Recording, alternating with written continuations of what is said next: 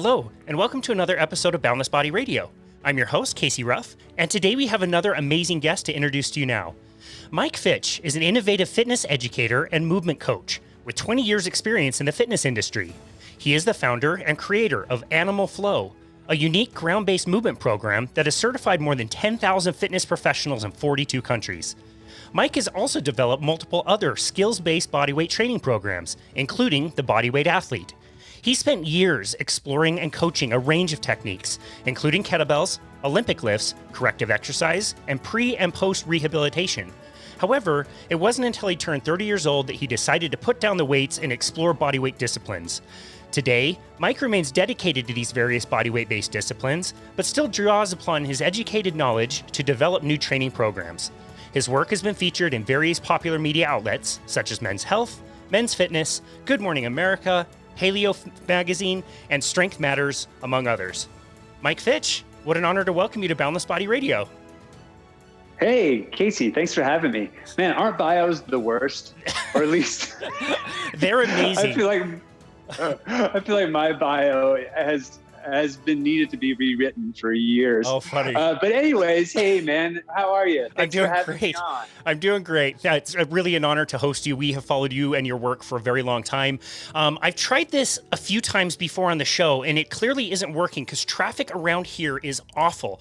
You are in Denver. We are in Salt Lake City. Please convince the audience to move to your side of the hill and stay away from our side. There's nothing going on in Salt Lake. Well, look, I don't know that I have to convince anyone to move here because everyone is moving here right now. Everyone. I mean, it's like the house that I've been renting for the past 2 years, the landlord decided to sell it. And it sold in less than 5 seconds, I think. It's crazy. That's insane. Everyone is coming to Colorado. Wow. Well, I think everyone's just running for the hills. Keep it going and stay away from Salt Lake. We're too crowded as is. Oh, Will do, buddy. Thank you. I appreciate that. So your story is very interesting, and maybe we could take a minute to just kind of talk about how, you got into training and then you worked for a big box gym. And then, like we said in the intro that needs to be updated, you ditched the weights and came up with your own program. Can you tell us a little bit about that story? Yeah, for sure. So you are correct. I did start with more of a big box gym, and I was actually really lucky to start with this particular gym because they put so much attention into educating the trainers, and their educational system was quite extensive, and it really just set the tone for my entire career, which was never stop gathering knowledge. And so at that point, I did just that, and I worked with the company. When I left that company, I explored all of the things, and I think as most fitness people do, I would find something new and really get into it. So I really, the early adaptation or the early introduction of kettlebells into the US, I really got into kettlebells. I really got into Olympic lifting. I really got into the pre-post rehabilitation work. And I eventually got to the point where I was just lifting a lot of weights, and it was just my goal to be as big and strong as possible. And I did that for a couple of years. And I just realized, this just doesn't feel good in my body any longer. And as much as I knew about proper training, proper technique, periodization, programming, et cetera, I just felt like, what? We're all in these infinitely complex bodies, but I felt like I was only exercising my ability to become stronger and to build muscle mass. And I just felt like intuitively I needed to change. I needed to have more experiences. And I decided to just put down the weights. And at 30 years old, I decided to start getting into only body weight-based movement styles. So I started off with calisthenics and, street workout stuff. That was really, really inspiring to me because I love the idea of not needing anything other than your own body weight. And then from there, I got into gymnastics and parkour and breaking or breakdancing. I really got into hand balancing. And I just thought, what? There's so much here that I feel like I'm benefiting from. I feel so inspired, even though I'm absolutely terrible at all of these things. But is there an opportunity here for me to create a program or a system that is inspired by all of these different modalities, but anyone can come in and they can feel successful right away. However, if they chose to get deeper and deeper into the practice, they certainly could. And that was the catalyst for designing this thing that we now call animal flow. So what is animal flow? How would you describe it to somebody? Which version do you want? Any. What do you like? So typically, whenever, if maybe, let's say if I had a shirt on that said animal flow and someone said, hey, what is that thing? What is animal flow? I would usually start with the visual first. So I'd say, well, if you were to watch someone practicing animal flow, it may look like a combination of yoga and breakdancing and maybe some sort of gymnastics or martial art or, dance. And then they can usually start to put together the pieces. And from there, I'll say it's a ground-based quadrupedal, so just hands and feet in contact with the ground, movement system that's designed to improve the connection, communication, and function of the human animal. And that typically is the misconception, because people hear animal flow and they think, oh, well, it must be all about acting like animals or using animal locomotion. And while we do use some animal movements, it truly is it's all about how we can inhabit our human vessel better, longer. So it truly is how we can connect to our vessel. And that's where we get into that connection communication part. So I'm a firm believer that if we can make someone a more embodied mover, then we're increasing the likelihood of their functionality. So that's kind of how I begin to explain it. And then if we have more time or if they seem more interested, then I'll typically get into the 4 pillars that make up the entire system, which is just performance, resilience, community, and the connection communication part. Man, I love that. I'm so glad you brought up that point. We were fortunate enough to talk to Daryl Edwards. He puts out the Primal Play work over in the UK. And we kind of talked about this as well. Like, I'm totally addicted to nature documentaries. I've watched them all several times. And when I see certain animals, they don't, like a whale does whale stuff. And that's like, I don't know, 2 or 3 things. And a cheetah can run super fast and can do that one thing really well. And I look at humans and the vast variety of movements that we can do. We can walk, we can run, we can crawl, we can hang, we can climb. It's incredible what the human body has capacity for as far as movement, isn't it? Man, it is absolutely insane, the amount of ability that we have in these human bodies. It's also insane how limited most of us experience those opportunities. Even if we're talking about being bipedal, so just standing on 2 legs, I mean, we have the ability to explore so many different ranges, so many different movements. But think about putting all limbs on the ground, both hands, both feet on the floor. Now you've opened up an entirely new option, an entirely new plethora of options, I should say, that allow you to move in all these different, very unique angles. And the cool thing about that is this new load profile, because, gravity is always pulling downward on our system. And we're typically experiencing that gravity from the top of our head down through our feet. But when we change our position in space, now gravity is loading those tissues, loading those joints, stimulating the nervous system in a very different way. And now we get this variability, which is so important for our longevity and creating resilient bodies. I love that, man. Okay. So we, by and large, as a species, have largely been domesticated by, agriculture and grasses and things like that. And, I look around and I see the way most people move, and it's like most of the time it's like sitting and slouching. You know what I mean? Like, you don't see a lot of the kind of movements that you are showing and talking about. But if we were to undomesticate a human and put them in the wild, what kinds of things would you see them doing? It would really depend on what their role was in their societal structure. So in their tribe, or, what era we're talking about, but I love one of the things that Michel Dalcourt talks a lot about. I'm not sure if you know who that is. He's one of the co-creators of Viper, and he's part of the Institute of Motion. They talk a lot about farm boy strong, which is, it's, you have all these odd tasks. So you have, one day you're pitching hay, one day you're building a fence, one day you're painting a house. And it's all of those novel experiences that add so much complexity and variability. And that's essentially what we're trying to get after with the why behind Animal Flow is, we have to break out of these patterns. And you'll hear people say that like exercise it's a supplement. It's supplemental work that we have to do because we've gotten so far away from our, quote unquote human design. We're now walking in very linear paths. We're, sitting most of the day. We're looking down at our phones. Even when we do go and exercise, they're in very, very linear motions. And again, these are supplemental to how our bodies have forged and evolved over time. So, there's everything in our body rewards us for movement. Like we need to move on every single level. Everything from our mental health to a cellular level, we are rewarded again for that movement that we do.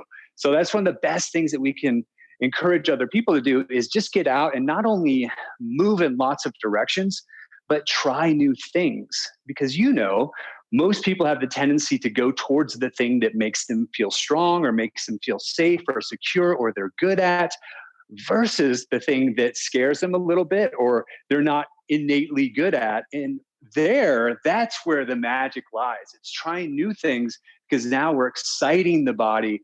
We're going through the learning process, which, starting over again, being a beginner is so important for how we experience our bodies. Love that. Motion is lotion, my friend. And keeping that beginner mind, I'm maybe not that great at this right now, but if I keep at it and, get the reps in, I will add more movement to my life. I'll access better movement in the future. It's so cool. I would really encourage the listener, like you just have to see this. You got to pull this up on YouTube, go to your website, which is super well done. You have to really, see it visually to understand kind of what it is. But if somebody, didn't have access to a screen, how would you describe what somebody might kind of see in a normal session? If someone didn't have access to a screen, I think the best way that I can explain Animal Flow to someone who can't actually see it, aside from the example that I gave earlier, like the putting, yoga with breakdancing with whatever. I like to think of Animal Flow as movement puzzles. So if you were to watch someone put both their hands and feet in contact with the ground, and then you just ask them to make as many shapes as they could while staying in contact with the ground by lifting one hand, by lifting hand in the opposite foot, and just find as many shapes as possible. Those puzzles are pretty much what Animal Flow looks like. And that's actually what I did in the creation of Animal Flow. So I took my understanding of 10 plus years as a personal trainer, being really into anatomy, I took my knowledge of how the body, my then knowledge of how the body is supposed to work or how it does work, and then tried to figure out, okay, if I'm in these different shapes on the floor, how can I have different opportunities to move an arm through this window, to move a leg through this window, and then what's that doing to my physical body, whether it be the contractile muscle or the fascial lines or the connective tissue. So it really comes down to those, just like making shapes, exploring, finding different angles. And that's a really long-winded answer, and not actually, I think, an answer to what you asked me. But that's the best way that I could explain to someone who doesn't have the ability to see what Animal Flow, what it may look like or feel like. That's a great answer. I thought it was an awesome answer. Just be different shapes, I think, is such a fun way to even think about it and explore. Part of the system is the ABCs, and those seem to be kind of foundational positions. Is that correct? Yeah, we call it the ABCs of Animal Flow. And actually they're the ABCs because as I mentioned earlier, we do use some animal-based positions, and we call them the ABCs, which A stands for ape. So ape would look like your best deep squat. B stands for beast. So beast would be like a prone quadrupedal position. So I think most people think of like bear when you see someone who's chest down crawling. Typically, when you see that, the hips are higher, the knees are usually somewhere close to straight. In our beast, the knees are about 1 inch off the ground, so we're just barely holding our knees off of the floor. And then C is, of course, crab, which I think most people can probably think about what a crab may look like. They may have done it in gym class or some sort of game when they were growing up. So just those 3 base positions are really unique, the way in which they complement each other as far as the load profiles go. So anyways, to go back to your question, those are 3 of the 4 base positions in animal flow that we build everything from. Why is it so important to be as close to the ground as possible? Well, it depends. So it depends on who the person is, what you're having them do close to the ground. And if we go from the perspective of safety, so if I can get more ground contact, if I can get more body contact with the ground, there's a higher level of safety there. So we talk about in animal flow how the ground is supporting us, it's giving us safety. However, when we look at the ground as a teacher, that's a completely different viewpoint. So we can look at the ground from a neurodevelopmental state or look through the lens of developmental patterns. And, of course, as baby, we're figuring out how to negotiate our bodies and negotiate space as we play with the ground. So, learning how to press up and roll over and eventually get up to a standing supported position, to squat down. All those things are so fundamental and eventually getting to the point where we can walk and be these upright bipedal human beings. But also, it's not just what's happening from a coordination standpoint as babies playing around on the ground.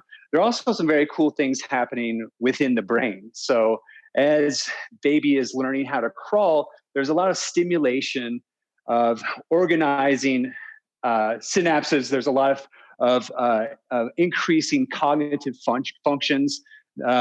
So they're crawling on the ground is extraordinarily beneficial for our development.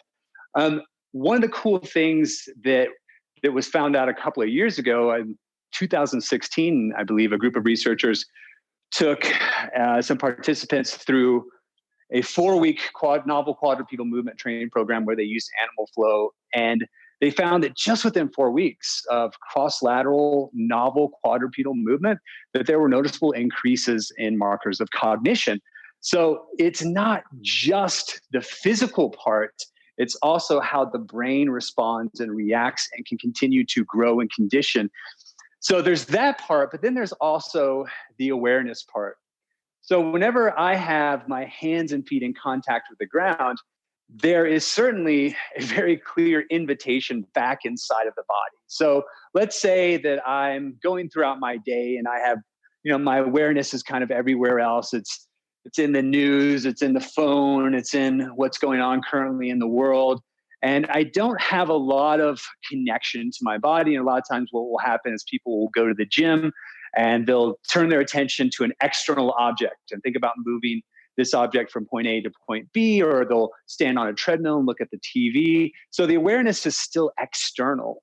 But when we get someone in contact with the ground and we ask them to start performing these movement puzzles, like I mentioned earlier, then we're really inviting them back into their body. It's very tough for them to think about anything else that's going on because they have to be present. They have to be aware. So that's the consciousness part. Then there's also how our body communicates with itself. So we have all throughout our body, we have these little sensory receptors that are sending information about our place in space, about load, about the texture, and they're always sending information to our central nervous system. And one really great way to load these little receptors or one way to activate them, I should say, if we're thinking of them as little satellites, is by loading them. And as we mentioned earlier, we have these really unique loads in quadrupedal positions where if I have both hands and feet in contact with the ground, my shoulders are loaded, my hips are loaded, my spine is loaded, my wrists are loaded, my elbows are loaded, my knees are loaded, my feet are loaded. And so that's a lot of information. So there are all of these cool different lenses that we can look through when looking at the benefits of groundwork. Wow. One of my favorite books is called Go Wild, and it describes in 2 separate parts of the book, it describes like you go to a gym, you dial up CNN, you're constantly getting blared by a lot of stress, and like you're right, like there's no mental engagement really. You can just plod along on a treadmill and then leave, versus going on a trail run and you're dashing through rocks and your dog is there and he gets in your way and you have to readjust. And it makes the point that like we have made machines that can kick our ass in chess, but we will never make a machine that will be able to reach out and articulate a chess piece with the ease and grace that a human can. And you think about, just walking through a door, that is so incredibly complex. Your brain is not for holding facts. Your brain is for movement. You're absolutely right. I think that's such a great point to hammer home. Yeah, 100%. And, and when you're mentioning kind of like, where our own understanding of self, our own understanding of where we are in space, that would be considered proprioception among other things. So, our ability to understand where we are at any given time can be really, really muted if we have these very mechanical experiences every single day. And that's why when sometimes you hear, oh, well, I stepped off of a curb or slipped off of a curb and my back exploded into a million pieces. That's a very unfortunate scenario. But again, I think that's largely due to not experiencing variety and not having those things like you mentioned earlier. If I'm out for a trail run, I have to always be negotiating my environment. There's a certain level of awareness. I have to be able to act and react, which is very different from going and running on a treadmill or getting on a selectorized machine at the gym and just pushing weight up and down. And I have to make it very clear that I am not against loaded training at all. I think loaded training certainly has its place. I definitely still practice loaded training and use weight training. But that's only such a small sliver of these physical abilities, these biomotor abilities that we have creating strength, and a lot of people think of exercising as, okay, well, I'm either doing my cardio or I'm lifting weights and that's it as far as exercise goes. So, I would love to get more people to just think, well, one, do we have to call it exercise? Does it have to be something that we think that we have to do, or can we change the conversation and look at this as maybe there's an opportunity here to find something that I love to do that gives me lots of novel movement opportunities that makes me want to change different patterns in my life. So maybe because I love doing this hobby so much, I want to get better at it. So that's going to affect the way that I sleep, eat, drink, etc., because I love this thing so much. And then even once you get someone from not doing anything to doing something, then encouraging them, okay, cool. Now you've got all of those experiences. Now go try something else. Go be brand new at something else. That's fantastic. I was actually going to ask you about that. Isn't it great to be wrong about stuff in fitness and health, like for your entire career? I've just like put 14 or 15 years together, just being like wrong about everything. And I've changed my mind. I've changed my mind about, movement and exercise a lot of times. And one concept that was introduced to me recently was a book by Dr. Doug McGuff called Body by Science. And he promotes a very short, intense kind of weighted workout that you do in the gym. It's like 15 or 20 minutes. You only do it once a week. You move really, really slowly and you leverage that to get really strong. And then you go out and do what you love. And I was going to ask you, whether those two things were at odds with each other, or if we can use all of these as separate tools for different things. I think we can. Actually, before we get into that, I want to go back to what you said earlier, which I absolutely love.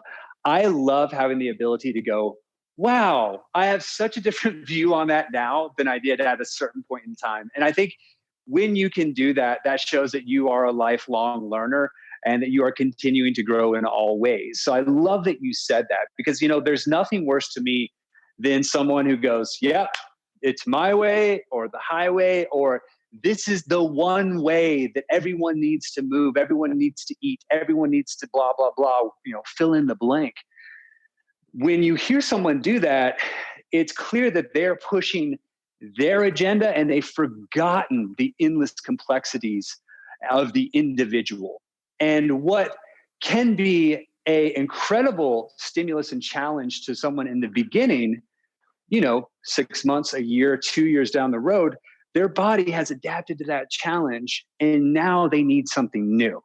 So when you're talking about like having this foundation of strength and then going out and playing, I love that. I'm a huge advocate of things like that as well. So having the structure and I'm just in my own teachings and in my own philosophy and in my own workouts, I always have a tremendous amount of structure, which I believe gives me the basis to have more freedom. So whenever we have freedom to go and play, to go and experience something new, to go jump over, from one rock to another rock and feel confident and comfortable doing it, or to find this flow whenever we decide that we want to turn off and just allow our body to lead the motion versus thinking about it. I believe that the way in which we get to that level is by really getting deeper into the practice of structure and the practice of repetition. So I'm a huge advocate of both, because you'll hear these competing sides where someone may say, oh, well, it's all about structure. And then you have someone else that said, oh, well, it's all about play. It's all about just all you have to do is move. There has to be, in my opinion, this beautiful integration between the two. So in order for me to fully express my abilities as a free mover, I have to have first built a foundation through structure. Mm-hmm. Man, I love that. It's like the first time you got certified as a personal trainer, you knew everything. And from there, it was all downhill. Like I knew what a squat was on my first day of the job. And now I'm not sure what I know. I know what it is now. Yeah. Man, I'm sorry to cut you off. I'm so guilty of that.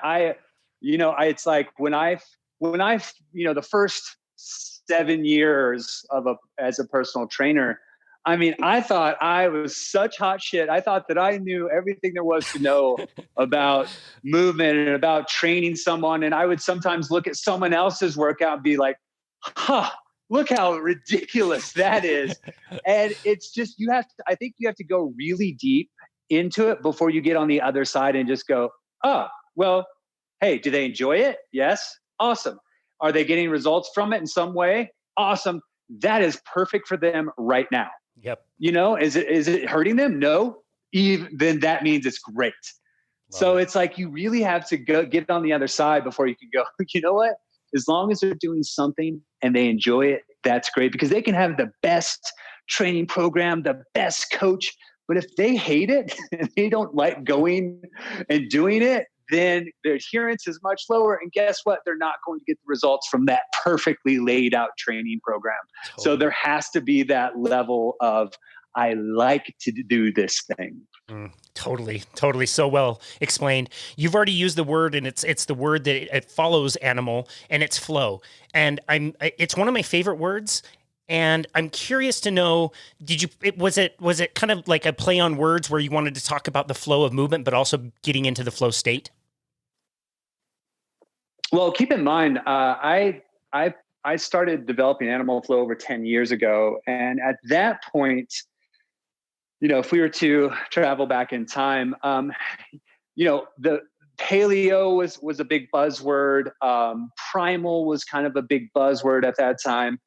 And where my thought process was, from these different things, let me just back up and kind of articulate that in a slightly different way. When I was having these experiences of exploration, and I was getting into parkour and getting into breaking, and then also having experience like as a skateboarder, as a snowboarder, as a musician, I understood different experiences of flow. And so when I was designing animal flow, it was important for me to, one, have a name that I felt like justified this concept of animal, but not being the four-legged animal necessarily. It's more about these human animal species that we are, these bodies that we have, and how we can use them to experience flow. And it just so happens that that's the name of this system. But I think, to me, especially now being 10 years later, animal flow to me is anything. It's everything. It's how we experience life. It's how we go throughout our day. It's how we experience flow in conversation. It's how we like do our natural habits. It's like, it's how we embody these vessels. So it's my understanding of this kind of phrase, animal flow, has become everything. But at the time, it really was about, okay, it's about the human animal. It's about creating opportunity for more fluidity through movement. And it wasn't until later, where I think you started hearing the term flow state a lot more. And, you have all this great research coming out from the flow genome guys. And, there's just so much great information now on flow state. But the original intention was fluidity through motion and fluidity through life. And I love, and kind of going back to what we were talking about earlier, sorry, I'm a little bit all over the place, but back to what we were talking about earlier with structure allowing us freedom. I love the idea of going through the repetitions to a degree that we can completely turn off and experience flow. And that to me is the pinnacle of animal flow. It's getting to that point to where you no longer have to think about what you're going to do next, and you're just allowing your body to explore space. Dude, I just served you that on a golden platter that you could have taken all the credit for doing all the research on flow before it was a thing, like flow state. And yeah, that was me. Of course I thought of that. Well, thank you. But that wouldn't be nice. Thanks for your honest opinion. I don't know if I would have done the same thing. I probably would have taken all the credit. That was a really good and thoughtful answer. Who would you say needs animal flow the most? Like when you look around and see people, like, who do you say, like, wow, this could really benefit such and such?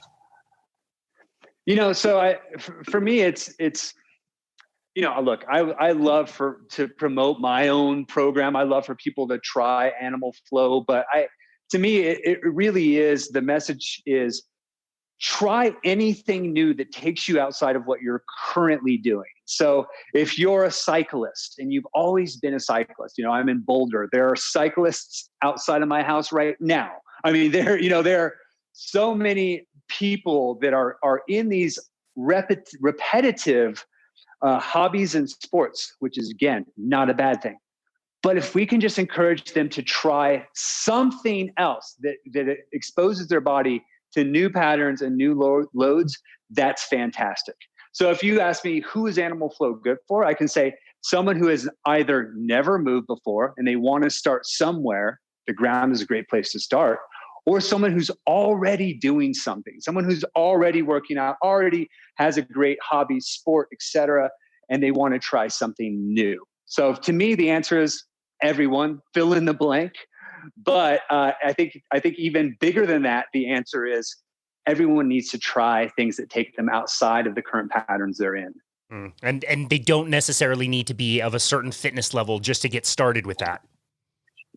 Not at all. Yeah. Not at all. And I think I mentioned that at the very beginning of the conversation, which was, it was important to me when designing the system that anyone at any level could come in and feel successful right away. Challenge, yes, but successful. I never wanted to have a system that was like this, superior, dogmatic system where it's like, you just have to be the best and it's very elite. That's not what animal flow is. It looks super cool when it's done at a very high level, but the foundations are so accessible. And you use the phrase, get outside your comfort zone, but you could have just as easily ended the sentence out of just get outside. I mean, isn't that just the best thing to be able to do this kind of work at when you're outside and using what nature is giving you wherever you are? Oh, 100%. 100%. We have this incredible global community of animal flow instructors. We've got about 12,000 around the world, and they are so good about posting videos and photos of them doing flows at the tops of mountains and these incredible beaches. And it's like, yeah, I'd love to see that you're doing animal flow. That's awesome. I also love to see that you're just out in nature playing and exploring. That's great. Are you working on any breath work as well? Yeah. It's funny. we are about to, not this weekend, but the next weekend is our very first level 3. So our workshops go 1, 2, 3. Level 3 is the pinnacle. We will no longer have any higher levels. So level 3 is basically my full understanding of this offering or this system. So in level 3, we talk a lot about this very simple idea, which is breath mobility. So in level 1, we quite often will get the question, is there a specific way I'm supposed to breathe? And the answer is always no, just breathe. Because it's really, really common to see people trying to figure out these movements and they just begin to hold their breath. So in the very beginning, we just say, just breathe. In level 2, we say, breathe audibly. So there's still no prescription as far as on this movement, you exhale, on this movement, you inhale. It's breathe audibly. So now you're starting to bring awareness to how you can utilize your breath as a tool. In level 3, we get into this concept of breath mobility, which is having the ability to either inhale or exhale during any phase or degree of any movement. We can then take it a step further and say having the ability to either inhale or exhale through either the nose or the mouth through any phase or any degree of any movement. And then we can take it a step further and say we can allow the intention of the movement to dictate which breathing strategy I use. So maybe let's say, just for example, I perform this, if someone's listening, they've never seen animal flow, you can just imagine, let's say I do this thing that we call a side kick through. And most people could understand, like you're kicking to the side. A lot of the names in animal flow are descriptive, they're not creative. So let's say I'm performing this side kick through and I can allow the intention to dictate what breathing strategy I'm using. So maybe I want to perform it with a sharp exhalation because I want the movement to be this energy break. I want to create force to stop force. So it's a very sharp and quick motion. Or maybe I want to use it as an opportunity to open up and take a nice long inhale because it puts my thoracic cage or my rib cage at this really beautiful angle to take in oxygen. And I can explore expansion through the breath. So it's kind of looking at what is driving the movement, what do I want to get out of the movement, and then picking a breathing strategy that matches that and facilitates that. And then the last kind of point of that, and this goes directly back to what we were talking about earlier, is having so much of that practice that when I just turn off and I just allow my body to do what it wants, it will pick its own breathing strategy because I haven't only practiced one. I've practiced a multitude of strategies. So now I have a bigger bank of opportunity. Dude, you are giving me the best segues. This is awesome. I was just going to ask you, does that intentional breathing during exercise start to leak out into the rest of your life when you're not moving, you're not exercising, you might be sitting calmly? Have you noticed that maybe the mind is more still or your breathing has improved? Well, and that's 100%. And that's one of the other things that we talk about. The respiratory system is such an incredibly unique system because it is an automated system. We breathe 20,000 breaths a day roughly, and we never have to think about one if we don't want to.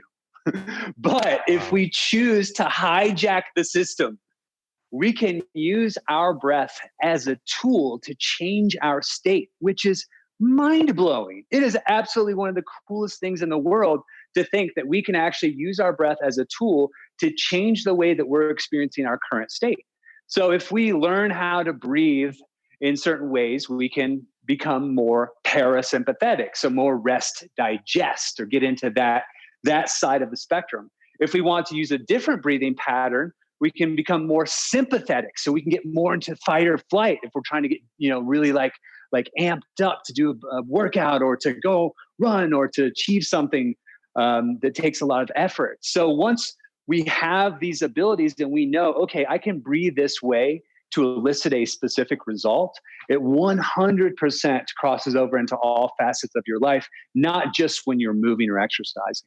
And that sympathetic state, I just notice a difference in dealing with stress. When something stressful happens and I've been, calmly nose breathing for a while, I can handle stress so much better than I used to be able to. And I think that's a huge, huge part of it. So I'm glad that you highlighted that. And I'm also glad that you highlighted both benefits. Oftentimes, with things like the sympathetic, parasympathetic nervous system, certain hormones, we think they're bad or they're good. This is a good hormone. This one makes you stress, so it's bad. Right. And it's absolutely not true. They're good for different reasons, and we need them all at different times. So I think that's a really great point you made in using the breath as a tool for what you need at that time. Man, just so helpful. I love that. You already mentioned the certifications. What other kinds of offerings do you have? Your website is just so well done, and there's so much content on there. Can you explain what things people can expect on there? Absolutely. So if people want to experience animal flow, there are lots of options for them. So let's just start with, maybe I'm someone who just wants to try a class out, but I don't want to go to a live class. I don't want to find an instructor. I just want to do it at home. Great. Go to the Animal Flow YouTube channel. You can try a free class there or try some of the free tutorials there and just see if it's something that resonates with you. So that's one way you can try it. If you decide that you want to really get into it, and again, you want to stay at home when you do it, we have this app. It's an on-demand subscription-based platform. You can access it on your computer, your iPad, or your phone, and it just is this huge live content library of classes, flows, tutorials, and we're just adding to it every single week.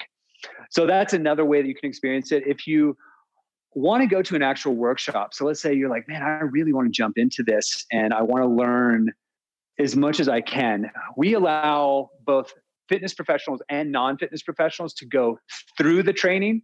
If you're not currently a fitness professional, you don't have an accreditation that allows you to teach other people, then you can't actually become certified, but you can go through the same process. You can even go through the test out process. You just can't teach other people until you go through another accreditation or certifying body. But so anyone is welcome to any of our workshops. We do workshops both in person all over the world as well as online. So those are our other options. And then if someone wants to meet an instructor, I believe next week we'll have our instructor locator up on the website so people can go and find an instructor near them or find classes near them. They want to go to Animal Flow Official on Instagram. We're always posting available classes there. And if they're on the animalflow.com website, check out a mini documentary that we just put out not too long ago called We Invite You to Move, which really just goes back to this whole concept of do anything, try something. Yeah. So those are lots of ways that people can experience animal flow at varying levels. That's great. For the listener, unless you're driving, go to the website, watch the movie. It's 13, 14 minutes long. It is absolutely beautiful. And you get a glimpse of what fun and flow this can produce. What a cool movie. When did you decide to do that? We started playing around with the concept about 6 months ago. And I have to say that it went through an evolution of its own. So whenever we first started, we just thought, okay, let's do this little mini doc about what animal flow is, what inspired it, what the history of it is all about. Because, there's still a lot of people that see it. And the first thing they do is they just associate it with other things. So they see it and they go, oh, well, that's just dance, or that's just capoeira, or that's just, fill in the blank. So we wanted to just say hey, here is what animal flow is. Here's where it came from. Here were the inspirations to it. And in that process, I grabbed some of my friends that do those things that I was involved with that it really inspired me. So there's a local buddy of mine here who has a dance studio, who is an incredible B-boy. Grabbed him to do some interviews. I grabbed an incredible parkour athlete who's local. I grabbed another couple dancers, and I just started interviewing them on some of these bigger concepts of what is flow? Why is free movement so important? How did you get started? And through that process of interviewing these other people who have dedicated large portions of their life to their chosen practice, every single time they started to tell their story or tell what their thing meant to them, I would just see them light up. I would see their energy change. I would see them get super, super passionate about what they were talking about. And I was like, oh, wait, no, this is the story. It's find the thing that you love. And at that point, going through that process, just telling about animal flow and the history of animal flow felt really self-serving. I was like, there's a way bigger message. And the bigger message is go and explore. And that's what I want to share with people. So that's why we ended up really going forward with the documentary and just having a bigger and more genuine message involved. Well, you definitely accomplished that. It is extremely well done, and you are totally right. You can just see the pure joy and flow and fun from these people who you can tell just love what they're doing. Oh man, this has been an awesome conversation. I've heard you in the past talk about structure and chaos, and I see it in animal flow. And I also look out in the world and see, a few years of a lot of chaos and not much structure. How can animal flow help us understand life in general, not just movement? I think through the process of self-mastery where we find the gems, we find the gifts, and that phrase self-mastery is kind of thrown around a lot. Master is thrown around a lot, but this process of being on a journey of self-mastery is not a comfortable process. It means that we're always trying to get just a little bit better, meaning that we're always working outside of our current abilities just slightly. Not too much, because then we can't adapt. So whenever we're really decide that we want to take on this journey of self-mastery, I think that resonates and shows up in every aspect of our life. So yes, acquiring a skill. Yes, learning a new movement. Yes, learning a new hobby. But I'm also a firm believer that this discomfort can really lead to a lot of growth in relationship, can lead to a lot of growth in how we navigate our day, can lead to a lot of growth in how we show up in society and in the groups of friends that we communicate with and the people in which we work with. So I'm not saying that animal flow is going to make the world a better place, but I do think it's through that process of being a journey man, a journey woman, and continuously trying to get better. And learning how your body works and how to inhabit it better is just part of that process. So I hope that if someone decides that they want to explore animal flow or anything else, that really echoes throughout the rest of their existence. And it's not just at the time that they're actually quote unquote exercising. Beautiful answer. That's a tremendous answer. I really love that. I think I know what you're going to say here, but if you had one simple tip to leave with the listener, what would that be? Try something new. I nailed it. Man, that's amazing.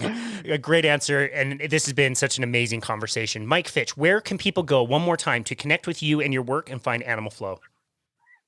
Animalflow.com or on Instagram, mikefitch.af. I love that. We will link that all in the show notes. Mike Fitch, thank you so very much for all of your work, for your progression in your career, being willing to be wrong, and finding new and fun and engaging ways to move, and to not only do that, but also to share it with others, to share it with other, fitness professionals who can then share it with, their people. It's really wonderful to see. Your message is amazing. It's really accessible. And so thank you so much. We're so grateful for you and your work and your willingness to come on the show today with us. We really appreciate you. Well, thank you for having me. It was a true honor and a really great time. Awesome. Well, we also want people to move to Denver, so just keep that in mind. I hope you have some new neighbors that come from here. Traffic's terrible. All right, man. Well, thanks again. We really appreciate it. Yeah, take care. And this has been another episode of Boundless Body Radio.